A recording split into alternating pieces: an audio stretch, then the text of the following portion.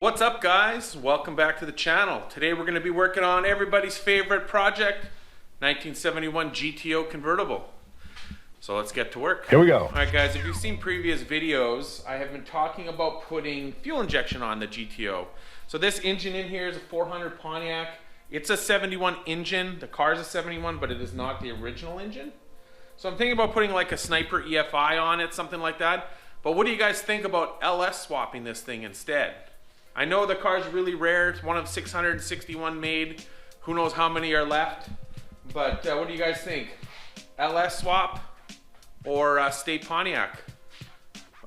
Comment below and tell me what you think. What we're gonna do today is, first of all, I wanna sand this thing, get this thing ready and paint it. I picked up some supplies, some paint, some wax and grease remover, stuff like that today. We're also gonna work on these front fenders. I ended up having to add a little bit of filler there, kind of there. There were some high spots and I had to do a little bit of repair here. I also want to paint the inside of the fenders with like a black gravel guard stuff. And then I want to get priming this thing. Hopefully get started on in this video. That's my plan, to start getting some stuff primed so we can get this thing ready for paint. So we're gonna start on this first. So I got the sander already. I'm just gonna stuff it all down and prime it and paint it.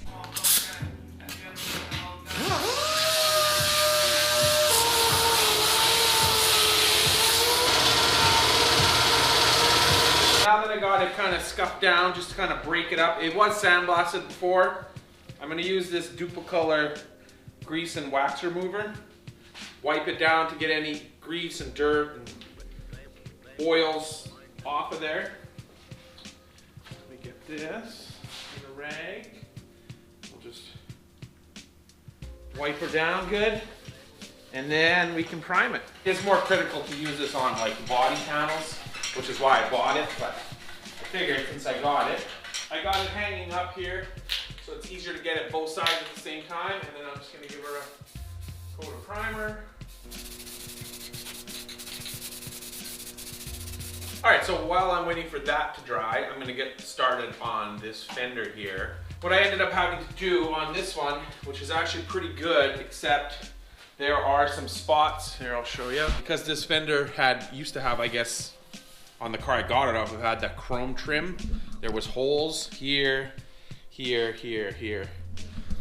which I welded up. But then I had noticed when I was kind of going over it that there was little high spots from it. So then I had to regrind those down, put a little filler on. So I'm gonna sand that now, try to get this fender ready to be primered. And then, like I said before, I wanna also paint inside here. So this will have to get like scuffed up so that I can paint it with the undercoating type stuff that I'm gonna use. Started sanding here, and then I noticed there's like a high spot like right here. Little one. So we're gonna have to fix that now too. So guys, so seeing here what I'm showing you like about stuff like this is a good idea or reason why it's good to like pull the fenders off, pull the doors off when you're doing body work, etc. Because I probably wouldn't notice a lot of this stuff had the fender not been off. Like there was just here I had to sand a little body filler. I noticed a little mark there. And then like I said, this stuff, I didn't really notice it when it was on the car, but then once I flipped it over like this, I was able to see it. This spot right here is because I welded a lower patch panel on right here. And so I guess this is where the weld is, and it's a little high. So then when I sanded it, obviously from the bare metal, you can see that it came out. So we're gonna have to tap this down with the hammer and then do a little bit of body work. But yeah, that's a good tip for you guys if you're doing body work on a car. If you can take the fenders off or the doors off, it's definitely the way to go so that you can really get a good look at everything. So yeah, we're gonna fix this now. But I think first we'll go put a coat of paint on that thing because I think the primer's dry. I always think it's cool when you take you know, something that's dirty and rusty and gross or broken or cracked, and then you fix it and you shoot paint on it and it actually looks, you know, like new again. I always think that's cool.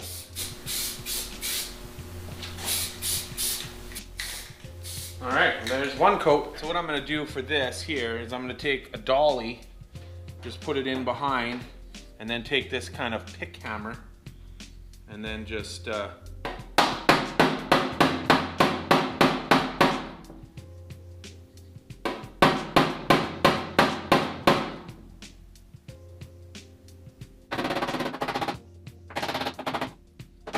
want to hit it too hard. Yeah, that's pretty good. So now it's pretty much flat, maybe even a little bit in. So now when I put a little bit of filler on here, it'll take care of that, so no big deal. So we'll mix up a little filler and put it on there, and then sand it down.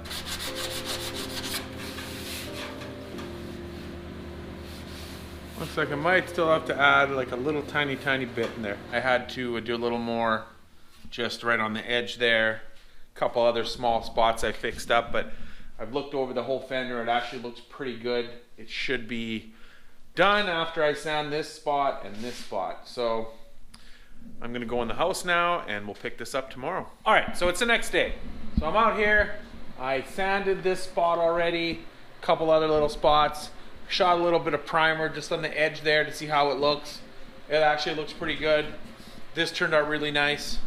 And then I ended up using some of that rust converter stuff.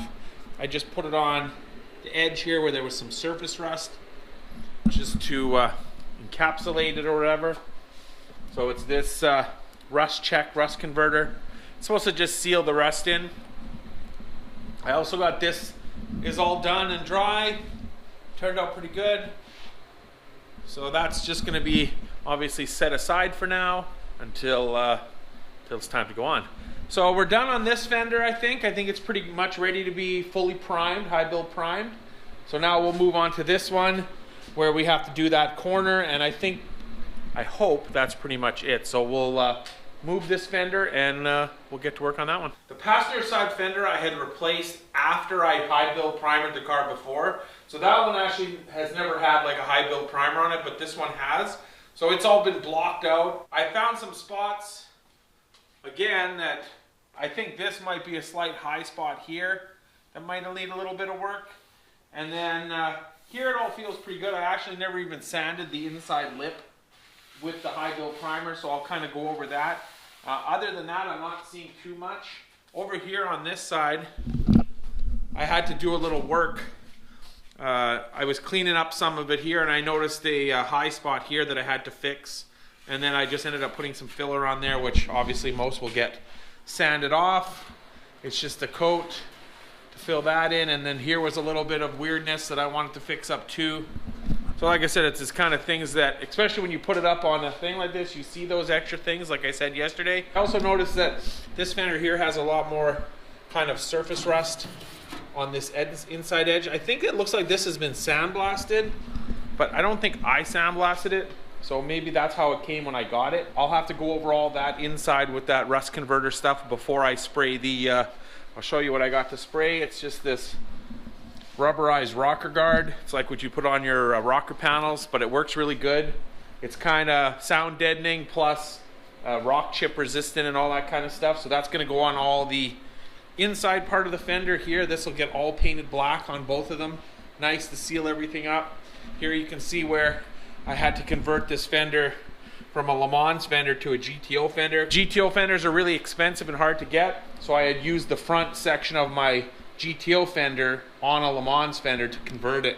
So pretty much you got to change out this whole front piece, which is what I did. On this one I actually didn't have to add any metal here. This is all original. This was all like rust free. There had just been chrome that I had to weld up. Sanded all that stuff down.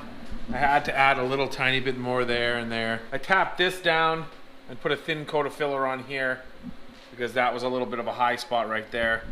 Otherwise everything else is looking pretty good.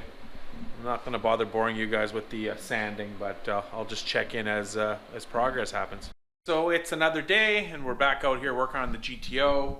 I finished kind of this area, and now I found a couple little high spots here and two little ones here.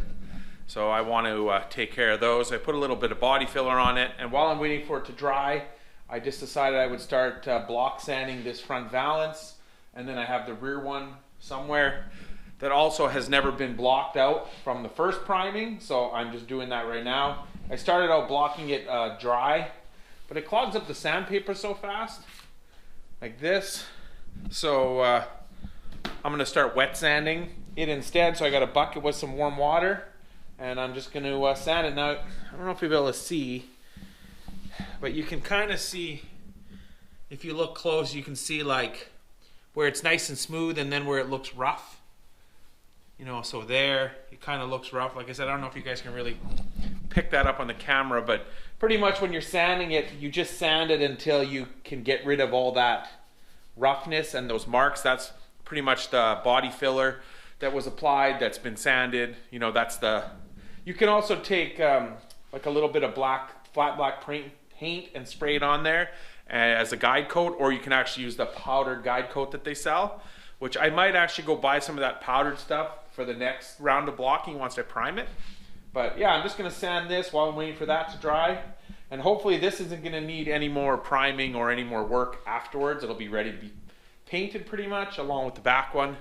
So that's what I'm doing. You just take your block or your sandpaper. Always best to use like a block like this, because if you're using your hand, if you're just sanding with your hand, the bumps of your hand will put bumps into the body that you're working on. So it's always best to use a block. I like these Durablocks. They're really nice. They're flexible. They come in different shapes and sizes. Pretty cool for the whole kit. And then you just do this. This is the tedious part about doing body work, and is the block sanding, which is pretty boring. So I'll show you a little bit. I'm not gonna bore you guys too much with this. And right now I'm using like a 220 grit sandpaper.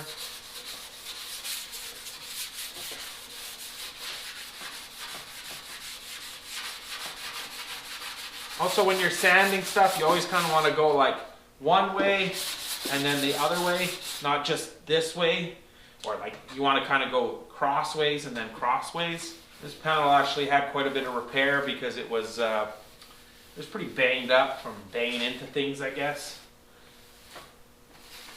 But I got it, what I think is pretty straight. It might need to be re-primed again. I don't know. I guess we'll see. I can kind of see some stuff coming out here that definitely will probably need another coat of primer to get it to go away. But we'll keep sanding. This is, like I said, this is only a 220 grit, so it's not a heavy sandpaper. I'm gonna put a little guide coat. So all I'm taking is some regular flat black paint, and you kind of just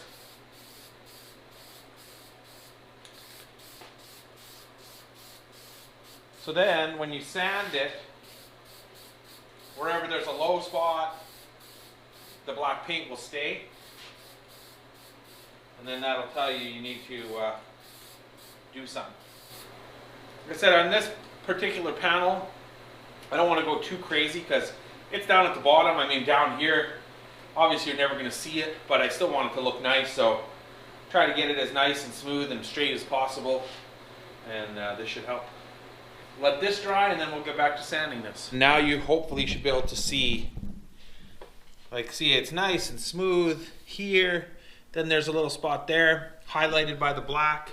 And if you look here, wherever it's highlighted with the black, right there, either low or rough, you can see here, it looks really nice and smooth and all gray. That's how you know when you're getting close.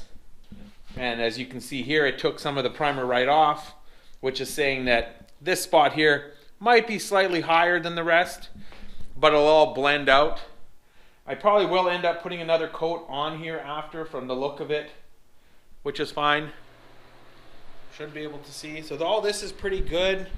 I did find a little, kind of little chip. I don't know what that is.